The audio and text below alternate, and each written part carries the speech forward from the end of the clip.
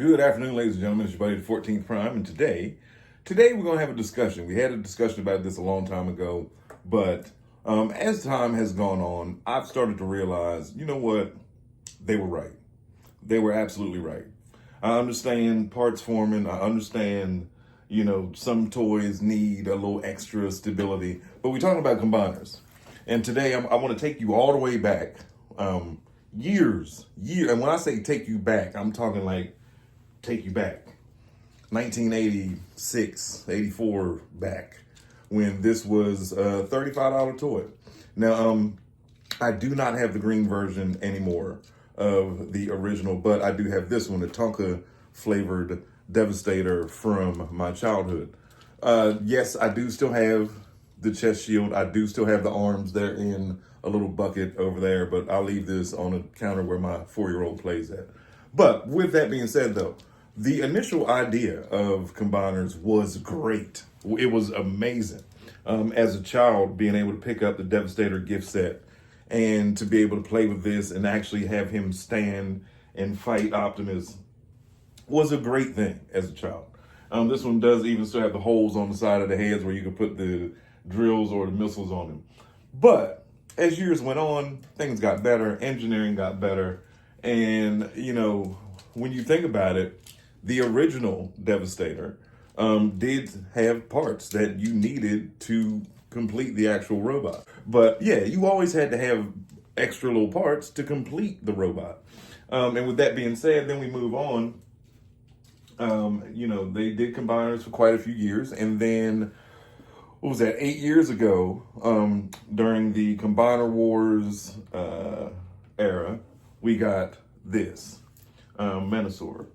And this was my first combiner from the Combiner Wars series, and I got it for Christmas. And my wife had got it for me. I sat in the floor. There's a picture of me just sitting on the floor staring at it that morning while my kids opened up their PlayStations and Xboxes back then. But anyway, and this guy was amazing. I still do love it. I will never get rid of it. I still have the box for him. But you see, he's got his issues. See what I mean? And posability. You're not really doing too much posing with this guy. Or, and I know the legs are not transformed correctly, but I don't like that wide-legged stance. I always try to make him taller. But either way, getting him to stand was fine. You just got to angle some things. But you can tell as time has gone on, he's a little loose. Still stands, but he's a little loose. Okay, so then, after Combiner Wars popped up, then we started getting these. Now, this is a KO Superion. I do need to paint this completely white and orange to make him slingshot, but that's a whole nother video. I'll probably do that later. I don't want to get this shirt messed up. But this was fine. Wasn't too much extra stuff you had to do. Everything pretty much tucked and folded in. The ratchets are still creaky. They still sound like it's about to break, but he can maintain a pose or a few because of the extra big foot that he's on. Now let's see if we can get him to do this stance. Okay, come on, man. I know you can do it. I know you can do it. Come on, just live. Yeah, no, it's not gonna happen. Not gonna happen. But he does still look great. I thoroughly enjoy this guy. I actually got him a couple months ago when I was trying to complete my combiners sets. Still looking on that, still trying to find a great Computron. Abominus should be here today or tomorrow. Hopefully, when I get home from church this evening from Bible study, it'll be sitting out front of the door. And if not, hopefully tomorrow. I checked the location. It says it's in its destination city, which is here. So anyway, but yeah, this guy still stands up great. I did buy the KO. Why? Because he came with extra pieces. He came with extra feet. He came with extra connections. I'm happy with this one. I broke him down last night and put his faction stickers on him correctly. And like I said, me and my wife were transforming him. And we got to one part and we could not figure out how the arms went. And I had to come back and get Cyclonus from this era. And once I figured it out, everything was fine. We put them all back together. But I loved the fact that you could swap. You know, you could switch and swap these members. Yeah, this was Combiner Wars 2. But yeah, you could switch them, you could swap them out, and it works. You know what I mean? The whole Scramble City thing was alive and well with these. Let me get that piece that popped off of him. See, like, yeah, he held up. He does. He's held up well over, you know, considering his age. That's on backwards. But now you got this skeletal system that they're using for Devastator and for, well, Menasor, for Superion, for, who else is coming? Oh, Bruticus. I'm sure Onslaught will provide the strong mechanism to hold him.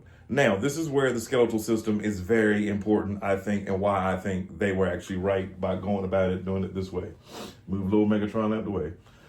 So, Menasor, sturdy, strong, heavy, nothing, there's no, you don't hear anything, the ratchets, soft, but he can do this.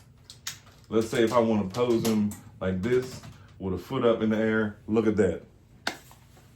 Let's say I want to make him do like the stomp and kick, kill, hold on, and look at that. Look at that. I can't do that with them. I can't do that with them. I can't do that with them at all. Now they are huge. They just look great. Now, Predaking, yes, you can do that because he is a big block. Defensor is so big that like it's hard to get him to do a pose like that. But still, those are awesome. Don't get me wrong whatsoever. I love my third-party oversized combiners so much. They are an absolute joy. And when you walk in, that's not like the first thing you see is these supersized combiners. But they can't do that. They cannot do that. And this is the same with the aerial bots. It's the same with the upcoming Devastator. It's needed. The skeletal system is needed. And at the end of the day, it doesn't look, everything is all tucked away and hidden. It worked out great with Menasor because you had this giant trailer behind Motormaster, which comprised of all of the stuff. Now with the aerial bots, I know the Concorde jet they made Silverbolt have an extended, like, Star Trek kind of look to him, but it's a Cybertronian ship, so it works. You know what I mean? You gotta look at it that way. But all those extra pieces break down into, you know, a gun turret and so forth and so on.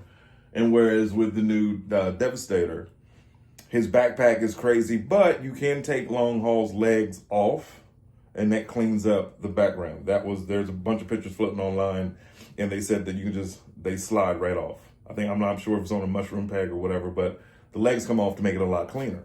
But with all that being said, I'm just saying, I understand. I get it. As a person that does a stop motion almost twice a day for your enjoyment, last night I was doing Menasor and Superion, and the ease of posing him as opposed to posing him was like night and day.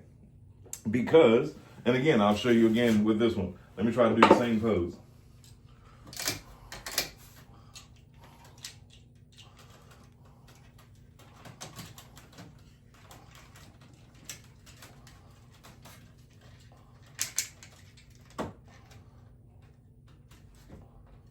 Almost.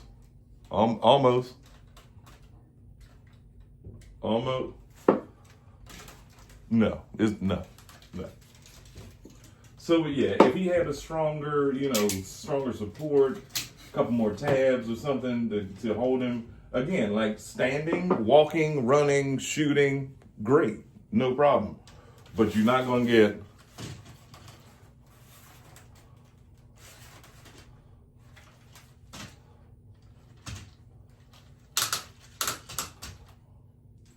the ease of that.